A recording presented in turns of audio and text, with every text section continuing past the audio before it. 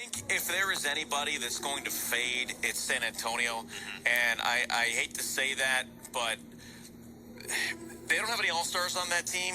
They have former All-Stars, and I don't know if there's anyone that can take over the way that they need to in big situations.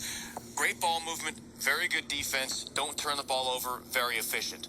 But they don't have the star power. So I see them still hanging around in the playoff picture with 10 teams in it. But you look at the teams that are outside the top 10. Can New Orleans or Oklahoma City creep up? Yeah, maybe. I don't think they're going to pass Memphis or Golden State or Dallas or any of those other teams. I don't think that Sacramento at 14-22 or Houston, who's lost 13 in a row, or Minnesota or any of those teams are going to get back into it. So I think the 10 teams in the West that are there are going to be the 10 teams in the West when it's all said and done, with the chance that New Orleans or Oklahoma City, probably New Orleans, creeps back into it.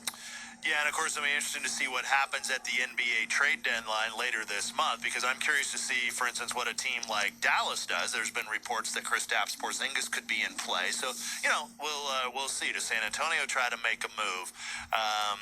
So it's going to be an interesting second half of the season, don't you think? And we don't even need to get into the Eastern Conference now, because the team that's in sixth right now in the East is at 500.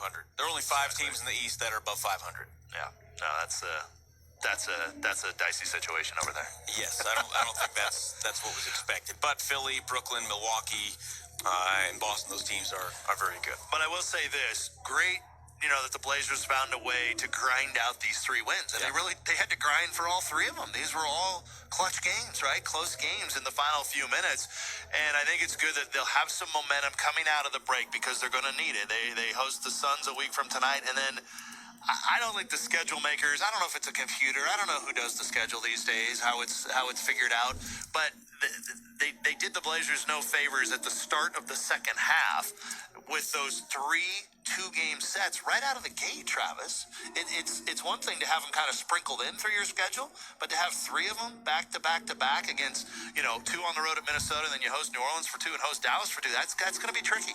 It is, but you also hope to have some more reserves with CJ. Oh, absolutely. No, that's so we'll totally. see how all that works out. All right, let's